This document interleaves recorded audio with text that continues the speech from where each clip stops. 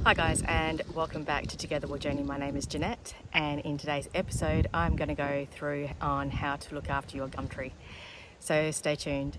Also, as you can see in the background, my house frame has been erected, so happy days. Things are slowly moving along. Anyway, stay tuned and let's get into these gum trees.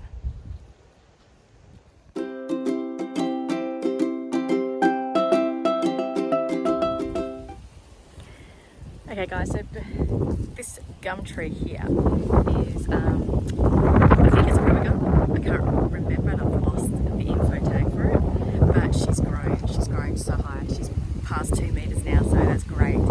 So she's been here now for a couple of years. So it got really windy, so I'm doing a quick voice over. Basically, this is a young river gum tree, not matured, it's like a teenager. And the best time to prune a gum tree is usually around about the summer warmer months. They don't like being pruned when it's cold. They do like it pruned in the warmer months. They will survive better. If you don't want the gum tree to flourish and be tall like the other gum trees that potentially it could grow to that height and width, then you can just cut the center stem off, and then that should stunt its growth. But with most gum trees as well, they usually shed their lower branches. But if they haven't, like this one hasn't, I'm going to help them along. Okay, so as you can see, she's got branches down here on the bottom here.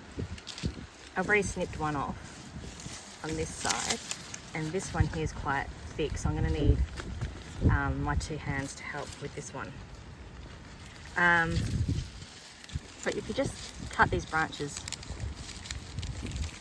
off, and you can use these branches to mulch. And this one's also got another one down the bottom here. Basically, I want this gum tree not to have any lower branches.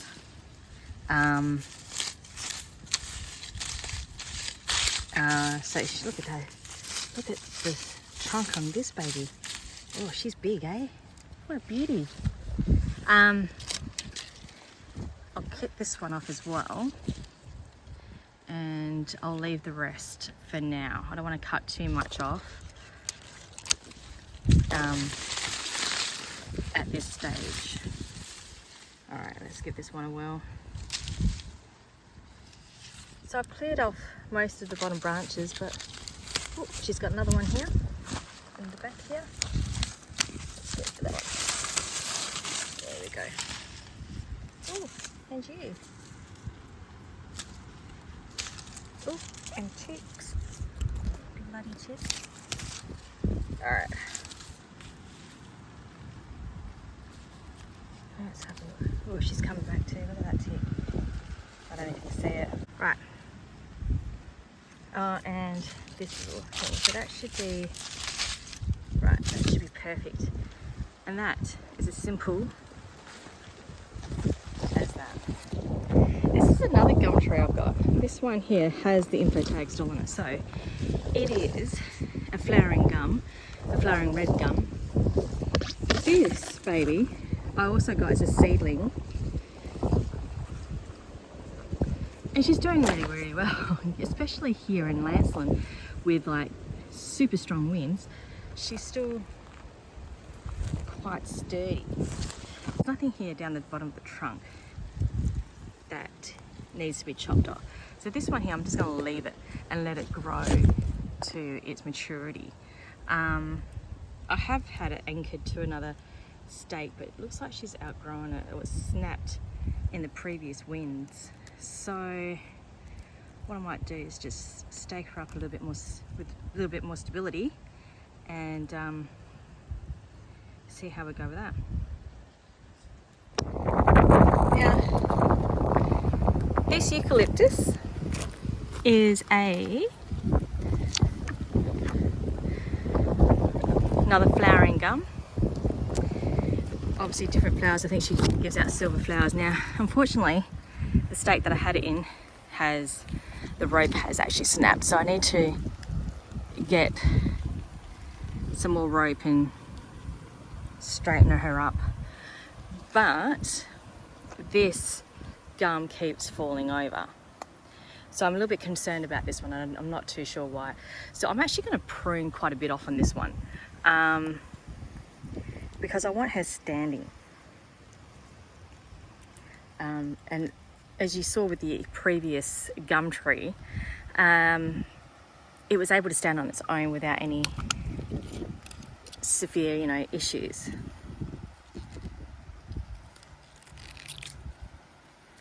So I'll just get off these dead branches.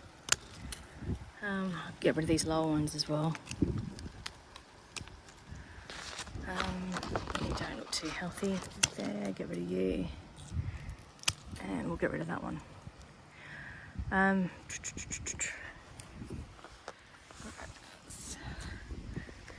Might get rid of you.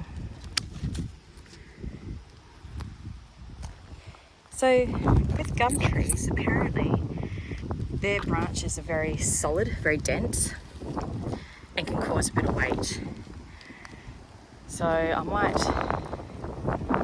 chop this branch down as well, and we'll get rid of this one as well. And let's see. Oh, bugger, I'll get rid of this as well. Alright, get rid of you. Let's clear this up. And then I'll restake it and see if she'll do better. I'll re-rope it. Poor thing.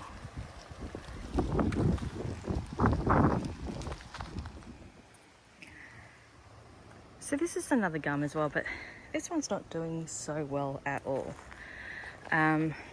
Maybe it hadn't got enough water. I'm not too sure. So this is what I'm going to do. But it's got new growth. Yay. So this is what I'm going to do. I'm going to cut off all the dead branches. They're pointless. And they're low as well. So let's get rid of those. And we'll get rid of this low one as well. We'll get rid of some of these dead branches. We don't want them. Oh, ants are crawling all over me. Right. And then that will just leave the top part. So we'll just leave it as that. There's nothing on the ground here. So what I might do is actually get some native mix and then give it a good watering. If I can do that once a month, hopefully it should survive. It has been quite a hot and dry summer so far. I'll show you this gum. This was a Carimbia. I can't remember the other name for it, but it's a beautiful flowering gum. Unfortunately, this one died.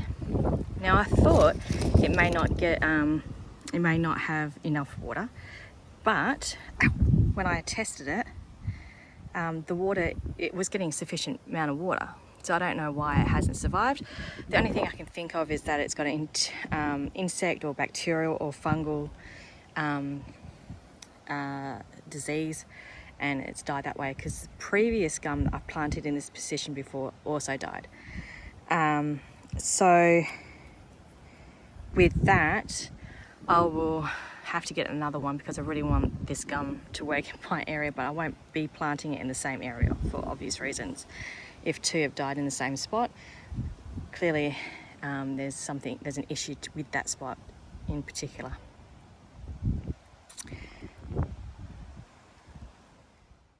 So it was really quite windy, so I've started to do a voiceover so you can hear me.